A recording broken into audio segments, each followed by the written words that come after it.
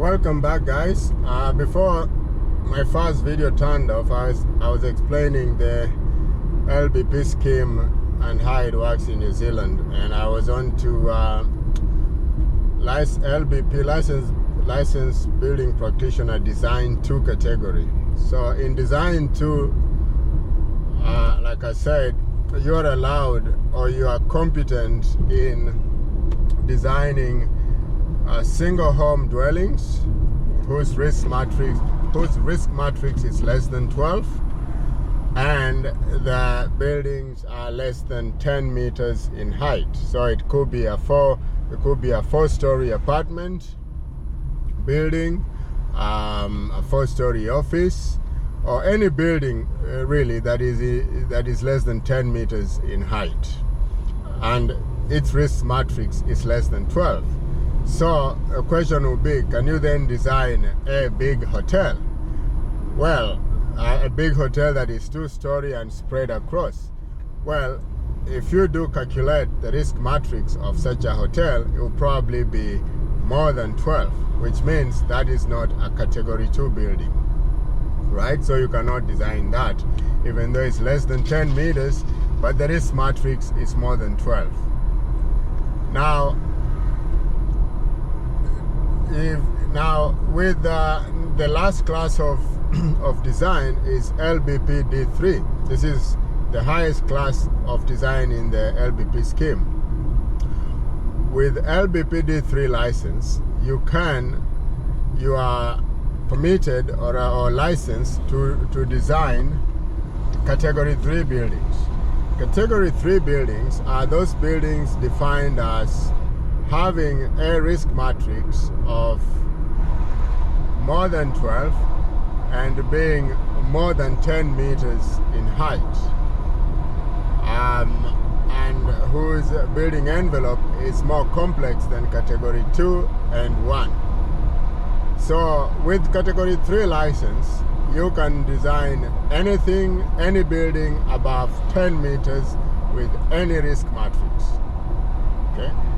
And one thing I must mention is that with the LBP scheme, it's administered by the Ministry of Business and Innovation, Ministry of Business, Innovation and Employment in New Zealand, MBIE, and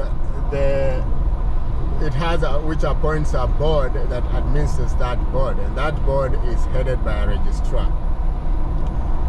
And the registrar is responsible for administering and managing that scheme. So licensing, examining, etc., etc. So it parallels the traditional architecture registration scheme. However, the LBP scheme considers many more trades within the built environment than just architects. So if you are a registered architect in New Zealand, you are automatically a registered architect or engineer, you are automatically considered an LBP3, right? And so when you look at my qualifications, if you look at my title, it reads Dr. Munya LBP PhD. So I'm an LBP3, which means I can design any building above 10 meters and any risk envelope, right? So, and the reason I chose to become an LBP, it was a business decision. Right? And I want to explain. I will not share that here because it is a business strategic decision that I took, right? But I'm a registered architect in Kenya. So in New Zealand, I can call myself either Dr. Munya Registered Architect in Kenya, or KE, or I can call myself an architecture designer. And I can also call myself an LBP, because I'm an LBP, licensed building practitioner, right? So choosing LBP, okay, part of the reason for choosing LBP, I'll share just a part of it, not the business part, is because I have qualifications across board. I have a master's in urban planning, and I have a doctorate in urban design, and a bachelor's in architecture. Alright, so I don't necessarily consider myself an architect per se, although I'm qualified. I'm also a planner, and I'm also an urban designer. So I thought to myself, well, probably the title of licensed building practitioner suits, encompasses all those my qualifications better than just being referred to as an architect. That is part of the reason. The other reason is like I said, it was a business strategy. So I won't be revealing some of my business strategies here. But there you have it. The LBP scheme, therefore, ensures that if you are a technician, a draftsman, or any other any other profession in the build industry, you can find your space. And like I said, it encompasses carpenters, site managers, or site supervision, bricklayers, roofers, plumbers, etc., etc., electricians.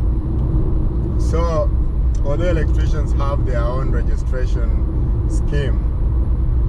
And yeah. So how then does it work in practice? If you are an LBP Design 1, like I said, you're only licensed to practice to design Category 1 buildings, and therefore you cannot design Category 2 or Category 3 buildings until you demonstrate competence in designing those buildings. If you are an LBP 2, you cannot, you're competent, you can only design Category 2 buildings, but you can also design Category 1 buildings. But you cannot design Category 3 buildings until you demonstrate competence in designing Category 3 buildings. And there is a process of demonstrating competence. There is an exam you do, there is an assessment that you do. You assemble your portfolio, and then you're examined. So there's an oral exam that goes with that. If you are an LBP Design 3, then you are able to design either Category 3, Category 2, or Category 1 buildings. So that is how the scheme works. Now, how do you parallel this to the Kenyan situation? How is this relevant to the Kenyan situation? I don't see personally a reason why the authorities in Kenya, like Borax or the Ministry of Planning or Ministry of Works, can adopt a similar scheme, LBP scheme, for the Kenyan architecture technicians or anyone involved in the design industry in Kenya in terms of regulation. It's very easy then to say, look, if you're an architecture technician in Kenya, there are certain competencies you must have in order for you to be licensed. And they can go, okay, you can be licensed to design this category of building, that category of buildings, that category of buildings, right? So they introduced this class system of licenses so that everybody then can find their own space and work within that space. And if they think that, they've worked within that space and it has become too small for them, then all they have to do is demonstrate that they are competent in other design classes, and therefore they get licensed to do that, you see? So that is how you can create and regulate the industry so that everyone finds their space and everyone can practice. And like I said, the construction industry in Kenya is so big, so huge, that let's assume they introduced the 3 design categories and you are design license 1, and all you have to do is single-story buildings. there's so much work in Kenya that can be done just in terms of single-story buildings, that you might find that you actually don't bother with doing double-story or triple-story or the big buildings that everybody dreams of building. The skyscrapers or whatever. If you are D2, you might find that you're actually comfortable and happy just doing 4-story apartments or whatever, anything under 10 meters. You're comfortable doing that, and you really don't want to be bothered with all these other complex things. And if you are adventurous enough and you are committed and ambitious, then you go for D3, which enables you to design anything above 10 meters at any risk level. You see? So it's, in my opinion, this argument going on the Kenyan Architects Peanut Board about whether technicians should be allowed to practice or should be licensed or not, it can be sorted out. It's not a complex thing, because there's enough cake to go around for everyone involved, and everyone can find their own space and work within that space without having to disrespect or infringe on anybody else's stuff. And that is how some of these countries are doing it, And the thing with the LBP scheme is that if you want, and you have the time and the skills, you can be licensed. You can get licenses in all the classes. You can be D1, D2, D3, and then do your apprenticeship in carpentry, get a license in carpentry, go do bricklaying, get a license as a bricklayer, do plumbing, get license as a plumber, get roofing, get license as a roofer, etc. Like, get experience in all these trades and get licenses in all of them, so that you are an all-in-one profession. There is that room. They allow you to do that. It just depends on how ambitious or how determined you are and what you want to get. So what has happened is that people who are carpenters are comfortable being carpenters, and they just want to do carpentry work and carpentry and joinery work. Roofers just want to do roofing and roofing work, and there's enough for everyone, enough to go around for everyone. So my opinion is, let's get the architecture technicians agitating to be recognized or licensed. You might want to use this example from New Zealand as a way to get to convince or to lobby for your space within the building industry in Kenya, and get recognized. And like I said, it's all about being competent. You must be competent in that which you are claiming that you want to be. So you do the necessary groundwork, you get the necessary qualifications and experience, you demonstrate that you've done this and done that, and therefore you're capable of undertaking these projects, and then you become licensed to do that. Rather than at the moment, there's all these stories going around which are not really healthy for anybody. Now, I promised to discuss what a risk matrix is. Like I said, in New Zealand, because we built in timber mostly, so a risk matrix is basically a way to determine the safetyness of a building based on the external envelope, based on the cladding envelope, and it's determined by a number of factors, some of which are the wind zone of where that particular building is, that house or building is being constructed, the topography, the length of eaves, the type of cladding that will go on, and whether that cladding is direct fixed or cavity, etc., etc.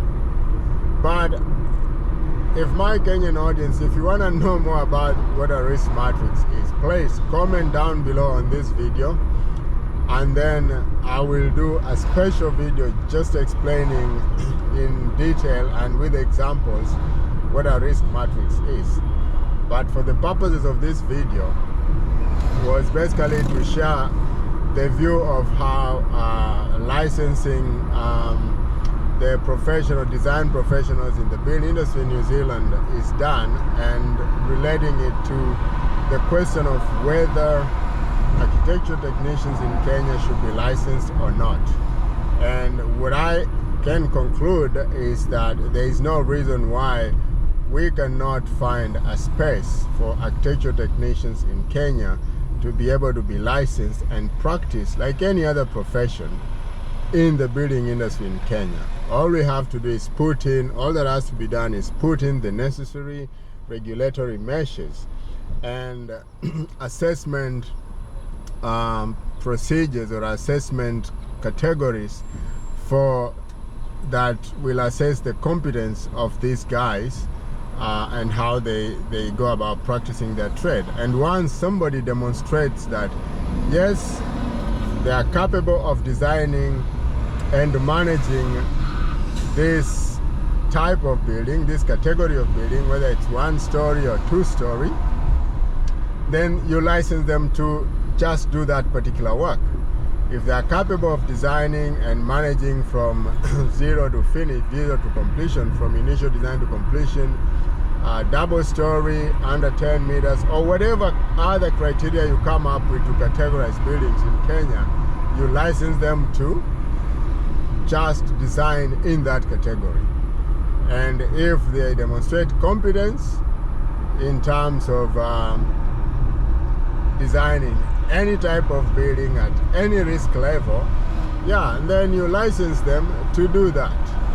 And then of course you follow up with regulation and continuous professional development, just like it's done with architects.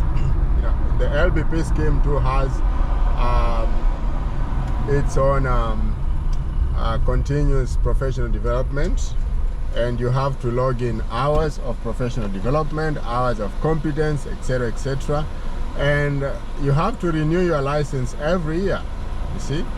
So you have to renew your license every year. So you're only licensed 1 year, and then the following year you have to renew it again after demonstrating that you've been keeping up with the profession and the latest, what is happening in the profession and all that stuff. So that is the view from New Zealand, guys. If you like this, if you liked this content and you want me to discuss more about how the practice is done here in New Zealand, give you examples, please comment down below, subscribe and share so that we get this information out to those who need to know how the practice is done here. And then I'll make special videos. I'll be making special videos as per your comments about what you want.